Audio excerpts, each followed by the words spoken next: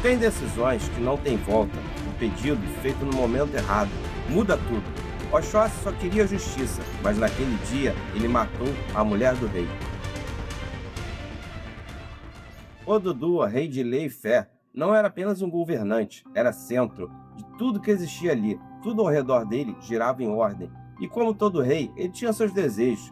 Mas entre grandes conquistas e decisões que moldavam reinos, existia algo simples, quase humano. Ele gostava de codornas.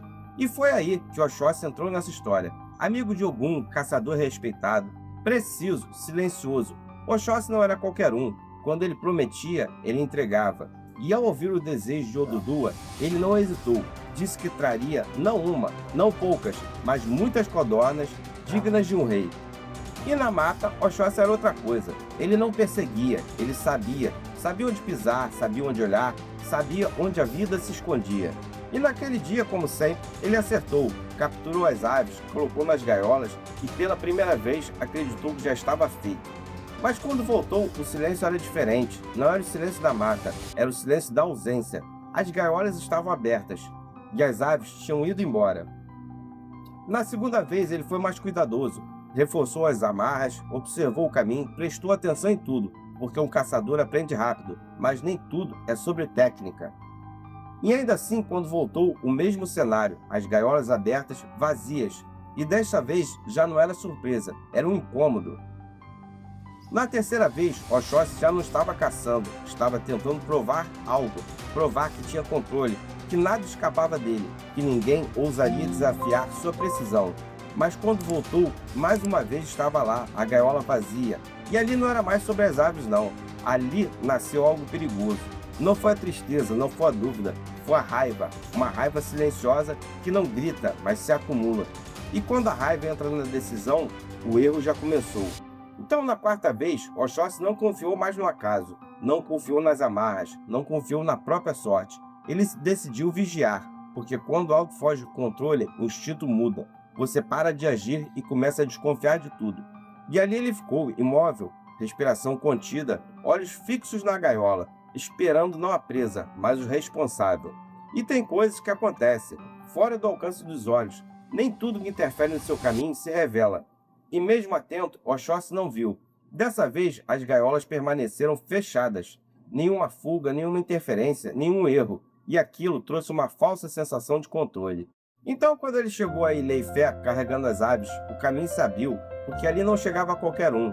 E naquele momento, Oxóssi sentiu que tinha vencido. E Oduduwa, ao ver aquilo, não escondeu a felicidade. Era um prazer simples, mas verdadeiro. E naquele instante, o rei não viu apenas as aves, viu a dedicação. E foi então que o momento mais perigoso aconteceu, o momento em que o poder é entregue. Oduduwa bateu o cajado no chão e abriu o destino de Oxóssi. Em nome de Olorum, eu lhe concedo um desejo. Peço o que quiser, Oxóssi. E naquele instante, o mundo parou para ouvir. E aqui não foi a flecha não, não foi o destino, não foi o acaso, foi a escolha. Porque Oxóssi não pensou no que queria construir, pensou no que queria punir. E quando alguém decide com raiva, a intenção se distorce. A justiça vira vingança, o equilíbrio vira excesso e o poder vira perigo. E ali, sem perceber, Oxóssi já tinha errado. Então ele falou, não pediu honra, não pediu proteção, ele pediu justiça, que a minha flecha atravesse o coração de quem roubou as minhas codornas. E naquele instante, o mundo aceitou. A flecha saiu precisa, rápida, inevitável, mas diferente de todas as outras. Essa não tinha um alvo visível. Ela não caçava um corpo, ela caçava um destino. E foi nesse momento que o impossível aconteceu.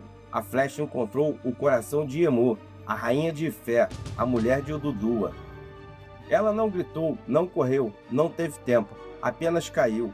E naquele momento não caiu apenas um corpo, caiu o equilíbrio. O salão parou, ninguém se moveu, ninguém falou nada, porque tem silêncios que são mais altos que qualquer grito.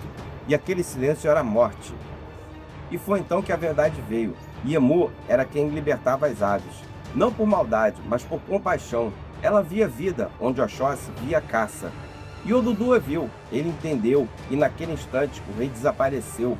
O que ficou foi um homem que perdeu tudo, porque existe um ponto em que a dor se transforma, e quando ela não encontra alimento, ela vira ódio.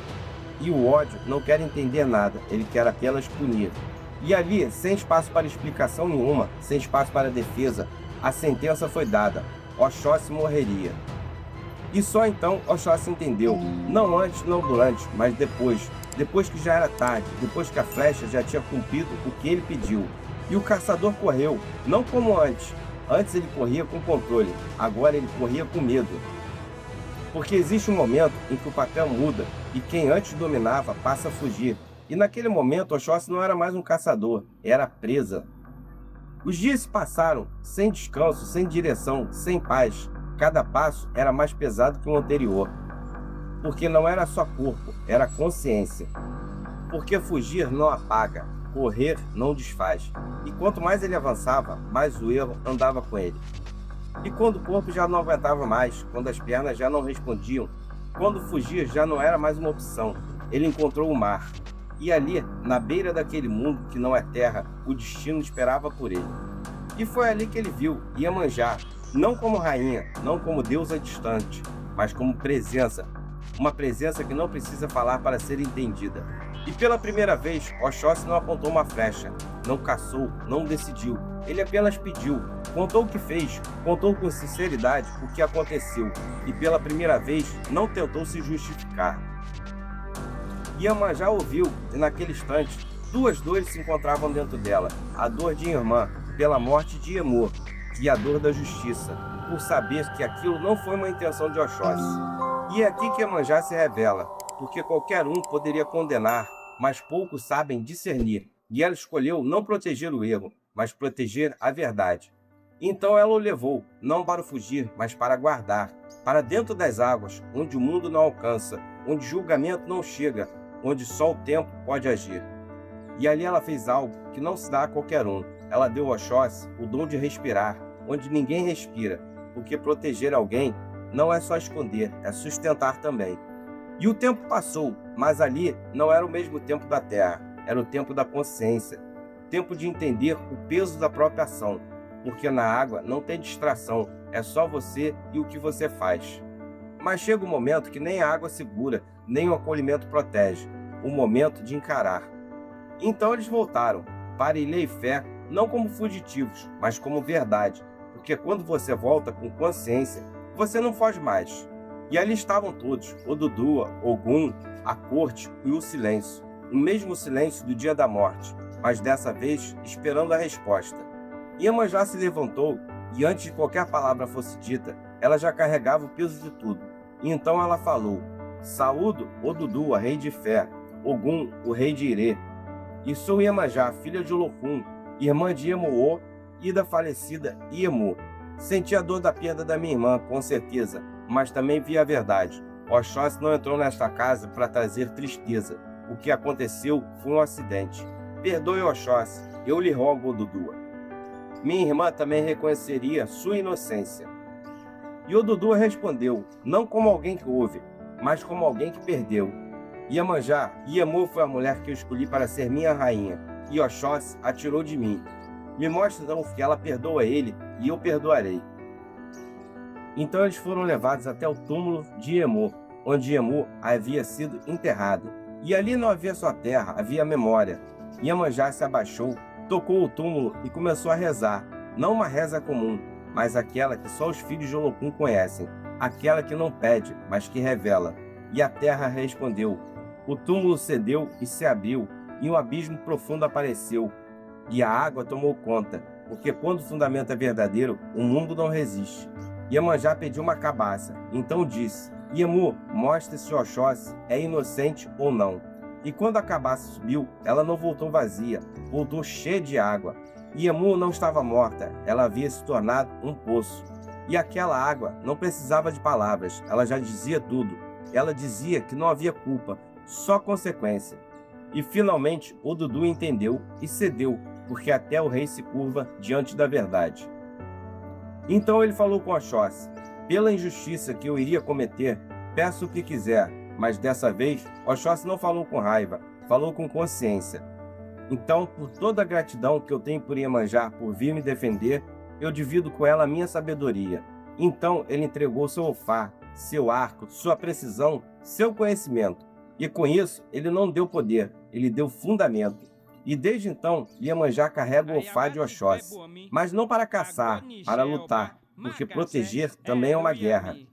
E aqui, Macumex, que mora o verdadeiro fundamento desse tanto. Porque muita gente olha essa história e só vê uma tragédia, mas quem entende mesmo vê a transformação, vê responsabilidade, vê consciência.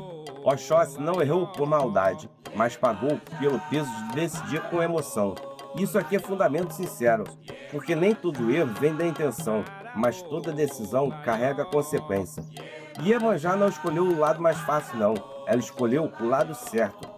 Mesmo sendo irmã de Emu, mesmo sentindo a dor, ela não protegeu o erro, ela revelou a verdade. E agora entramos nos pontos de fundamentos que sempre revelamos nos Itãs, né? É justamente por isso que uma das qualidades de Iemanjá carrega o ofá de Oxóssi. Não como caçadora, mas como guerreira, porque aquele arco não representa caça, representa decisão, precisão, representa sabedoria Kondoji. E Oxóssi, ao tocar seus colares, não fez só um gesto de gratidão, ele fez um alinhamento. O azul escuro da mata profunda dá lugar ao azul claro das águas de Iemanjá. Isso aqui também é fundamento e qualidade de orixá. É o caçador entendendo que sozinho ele não é completo, porque o conhecimento da terra, sem o equilíbrio das águas, vira impulsividade. E a sensibilidade das águas, sem a firmeza da terra, vira indecisão. É quando os dois se encontram, nasce a consciência. E Emu, mesmo após a morte, não trouxe vingança, trouxe resposta, se transformou em água, porque a água revela, a água mostra o fundo, mesmo quando tudo parece turvo. E talvez esse seja o maior ensinamento aqui. Nem tudo que acontece na sua vida é sobre culpa, mas tudo é sobre aprendizado. Porque no final não foi a flecha, não foi a morte, não foi o julgamento. Foi o que cada um fez depois disso. Você consegue captar todos esses fundamentos quando você assiste o Então, Macumex? Entende por que eles são sagrados e como eles explicam o dia a dia dentro do culto? Isso é ouro, sabia? Entender os Itãs é entender o fundamento dos orixás.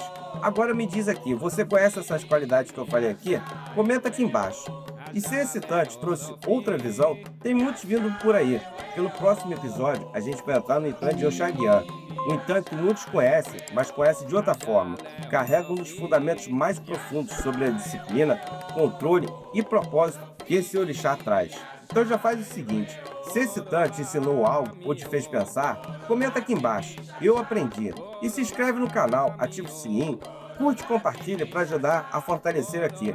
Porque aqui a gente não conta só história, a gente revela fundamento e ensinamentos. Tamo junto, Macumex. Axé, abraço do amigo Zé Pimenta das Almas.